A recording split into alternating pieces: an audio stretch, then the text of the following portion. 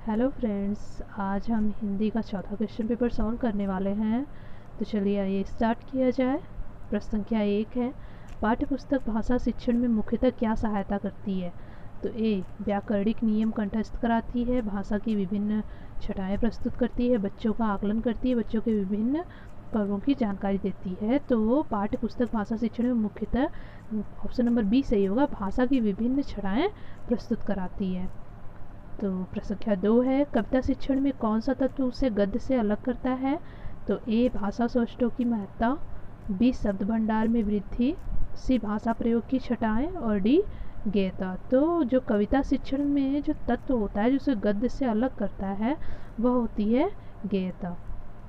प्रश्न संख्या 3 है, गूंगे फेरी सरकरा से कबीर का अभिप्रेत है कि ब्रह्मानंद की अनुभूति ए, मौन व्रत से प्राप्त होती है, बी, अनिवर्चनीय होती है, सी, अभिव्यक्ति के लिए कसमसाती है और डी, अत्यंत मधुर होती है। तो उसमें ऑप्शन नंबर बी सही होगा, अनिवर्चनीय होती है। प्रश्न संख्या 4 है, मनुष्य के पास अपने भावों, विचारों, आदर्शों आदि को सुरक्षित रखने का सशक्त माध्यम है। ए, व्यक्तित्व एवं चरित्र, भाषा और शैली, साहित्य, शास्त्र एवं संगीत, साहित्य और कला। तो भाव, विचारों, आदर्शों आदि को सुरक्षित रखने का जो सशक्त माध्यम होता है मनुष्य के पास वह होता है साहित्य और कला का। चलिए नेक्स्ट क्वेश्चन देखते हैं। प्रश्न संख्या 5 है, भाषा तत्व के अभाव में अस्तित्व संभव नहीं है। ए, मानवीय संवेदनाओं का, मानवीय आदर्शों का, मान रचित साहित्य का तथा मानव व्यक्तित्व का। तो भाषा तत्व के अभाव में मानवीय संवेदनाओं का अस्तित्व संभव नहीं है। प्रश्न संख्या 6 है, साहित्य के परिभाषा के लिए उपयुक्त प्रबंध है तो पदबंध है। तो ए है, मानवीय मानसिकता का बिंबात्मक रूप, बी, मानवीय संवेदनाओं का पूंजीभूत रूप, सी, ज्ञान राशि एवं भाव राशि का संचित कोष तथा डी है, आनंदानुभूति की अभिव्यक्ति। इसमें ऑप्शन नंबर सी सही होगा, ज्ञान राशि एवं भाव राशि का संचित कोष। प्रश्न संख्या 7 है, राष्ट्रीय भावना के विकास के लिए भाषा तत्व आवश्यक है क्योंकि वह मानव समुदाय की विचाराभिव्यक्ति का साधन है, बी, वह ज्ञान राशि का अपार भंडार है, सी, वह शब्द रूपा है, उसमें साहित्य की सृजना संभव है, डी, वह मानव समुदाय में एकानुभूति और ऐक्य का साधन है। तो ऑप्शन नंबर डी इसमें से होगा, वह मानव समुदाय में एकानुभूति और ऐक्य का साधन है। प्रश्न संख्या 8 है, भाषागत वैविध्य के बावजूद राष्ट्रीय भावना का विकास संभव है यदि ए, एक संपर्क भाषा विकसित की जाए, बी, मातृभाषाओं को विकसित किया जाए, डी, यातायात के साधनों का पर्याप्त विकास किया जाए तथा डी है, संचार साधनों का पर्याप्त विकास किया जाए। तो इसमें ऑप्शन नंबर ए सही होगा, एक संपर्क भाषा को विकसित की जाए।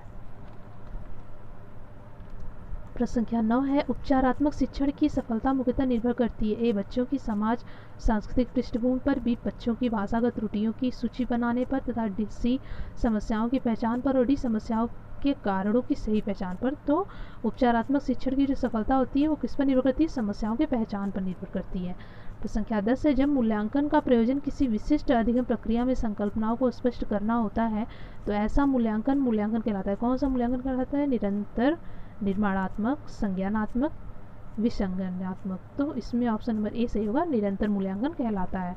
प्रश्न संख्या 11 है, पठित अंश पर प्रश्नों का निर्माण करवाने से ए, बच्चों की पढ़कर समझने की योग्यता का आकलन होता है, बी, प्रश्न पत्र बनाने में आसानी होती है, सी, प्रश्न बैंक तैयार हो जाता है जिसका उपयोग प्रश्न पत्र बनाने में किया जाता है, डी, बच्चों की ऊर्जा समय व्यर्थ चला जाता है। तो इसमें ऑप्शन नंबर ए सही होगा, बच्चों की पढ़कर समझने की योग्यता का आकलन होता है। प्रश्न संख्या 12 है, किस विद्या के शिक्षण के समय आप मौन पठन को महत्व देंगे? तो ए है, संवादात्मक कहानी, बी, कविता, सी, एकांकी और डी, निबंध। तो इसमें ऑप्शन नंबर डी सही होगा, निबंध। चलिए आगे बढ़ते हैं। प्रश्न संख्या 13 है, यदि छात्र में इंद्रिय दोष है तो वह न भाषा सीख सकता है न अपने मनोभाव को व्यक्त कर सकता है। तो छात्र में कौन सा इंद्रिय दोष है जिसकी वजह से वह न तो भाषा सीख सकता है न अपने मनोभाव को व्यक्त कर सकता है? तो पठन, श्रवण, दृश्य, इनमें से कोई नहीं। तो अगर बालक में श्रवण जो है इंद्रिय दोष है तो वह अपनी भाषाओं को न सीख सकता है और न ही अपने मनोभाव को व्यक्त कर सकता है। प्रश्न संख्या 14 है, एक बालक सामान्यतः किस विषय में रुचि अधिक लेता है? जो वास्तविक जीवन से संबंधित हो, जो कल्पनाओं से संबंधित हो, जो तर्कों पर आधारित हो, उपयुक्त सभी। तो जो वास्तविक जीवन से संबंधित हो वह सामान्यतः रुचि अधिक लेता है उसमें। प्रश्न संख्या 15 है, हिंदी मातृभाषा विषय में उसकी वास्तविक विषय वस्तु होती है वैचारिक अनुशीलन, भाषा तात्विक अनुशीलन, पाठ का विशिष्ट स्तर, जीवन मूल्य। तो ऑप्शन नंबर बी से होगा भाषा तात्विक अनुशीलन।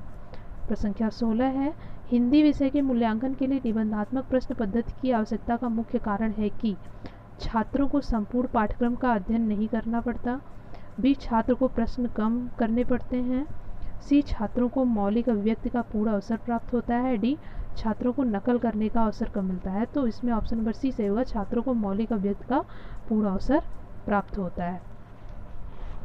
आइए आगे चलते हैं। प्रश्न संख्या 17, कविता पाठ करने से विद्यार्थियों की किस अभिव्यक्ति का विकास होता है? तो ए मौखिक अभिव्यक्ति, बी आतंककारी अभिव्यक्ति, सी लिखित अभिव्यक्ति तथा उपयुक्त में से कोई नहीं। तो इसमें ऑप्शन नंबर ए से होगा मौखिक अभिव्यक्ति का विकास होता है। प्रश्न संख्या 18 है, भाषा शिक्षण की किस विधि में मातृभाषा को मध्यस्थ नहीं रखा था? व्याकरण विधि, सूत्र विधि, अनुवाद विधि तथा प्रत्यक्ष विधि। तो इसमें जो है प्रत्यक्ष विधि को मध्यस्थ नहीं रखा जाता। प्रश्न संख्या 19 है, निम्नलिखित में से क्या वाचन का आधार नहीं है? अभिनय, वाचन मुद्रा, छंदानुक्रम वाचन शैली तथा भावात्मक वाचन शैली। तो इसमें अभिनय जो है वो वाचन का आधार नहीं है। प्रश्न संख्या 20 है,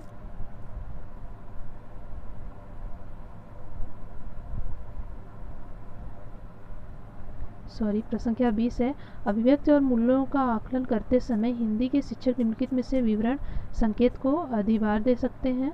तो ए है दूसरों के विचारों को निष्क्रिय रूप से स्वीकार करना, बी प्रश्न पूछने के लिए स्वतंत्रता महसूस करना, सी दूसरे बच्चों के साथ श्रेय की साझेदारी करना तथा डी प्रत्येक शिक्षक का अभिवादन न करना। तो इसमें ऑप्शन नंबर सी से होगा दूसरे बच्चों के साथ श्रेय की साझेदारी करना।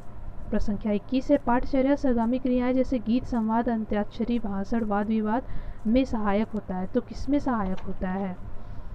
इसमें है ए है भाषा और साहित्य को समझने में, बी अधिक अंक प्राप्त करने में, सी समय और श्रम की बचत करने में और डी शिक्षक के कार्यभार को कम करने में। तो इसमें ऑप्शन नंबर ए सही होगा भाषा और साहित्य को समझने में।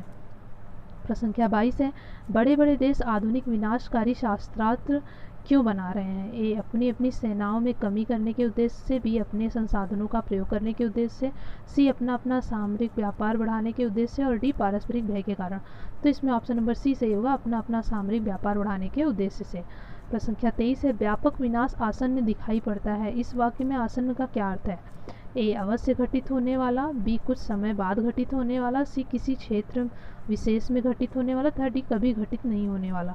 तो इसमें ऑप्शन नंबर ए सही होगा अवश्य घटित होने वाला जो है आसन्न का अर्थ है। प्रश्न संख्या 24 है, निशस्त्रीकरण से क्या तात्पर्य है? ए आधुनिक शस्त्रास्त्रों का मुक्त व्यापार, बी आधुनिक शस्त्रास्त्रों के परीक्षण, प्रयोग एवं भंडारण पर प्रतिबंध, सी है एटम बम का जनता पर प्रयोग न करने का संकल्प तथा डी है एटम की शक्ति का रचनात्मक कार्य में प्रयोग। तो निशस्त्रीकरण से आशय है ऑप्शन नंबर बी होगा आधुनिक शस्त्रास्त्रों के परीक्षण, प्रयोग एवं भंडारण पर प्रतिबंध होगा। प्रश्न संख्या 25, निशस्त्रीकरण की योजनाएं क्यों बनाई जा रही हैं? तो ए है क्योंकि आतंक और विश्व के सर्वनाश का भय बढ़ता जा रहा है, बी क्योंकि बड़े देशों के संसाधन समाप्त होते जा रहे हैं, सी क्योंकि तृतीय विश्व युद्ध की अभी कोई संभावना नहीं है और डी है क्योंकि ये योजनाएं संयुक्त राष्ट्र संघ ने बनाई हैं। तो इसमें ऑप्शन नंबर ए सही होगा क्योंकि आतंक और विश्व के सर्वनाश का भय बढ़ता जा रहा है, इसीलिए जो है निशस्त्रीकरण की योजनाएं बनाई जा रही हैं। प्रश्न संख्या 26 है, भाषा शिक्षण का प्रत्यक्ष विधि में ए मातृभाषा का निरर्थक हस्तक्षेप है, बी भाषा अर्जन की स्वाभाविक स्थिति का निर्माण होता है, सी अतिरिक्त शिक्षण सामग्री की कोई आवश्यकता नहीं है तथा डी भाषा की विविध संरचनाओं के लेखन हेतु अभ्यास पर बल दिया जाता है। तो इसमें ऑप्शन नंबर बी सही होगा भाषा अर्जन की स्वाभाविक स्थिति का निर्माण होता है भाषा शिक्षण की प्रत्यक्ष विधि में।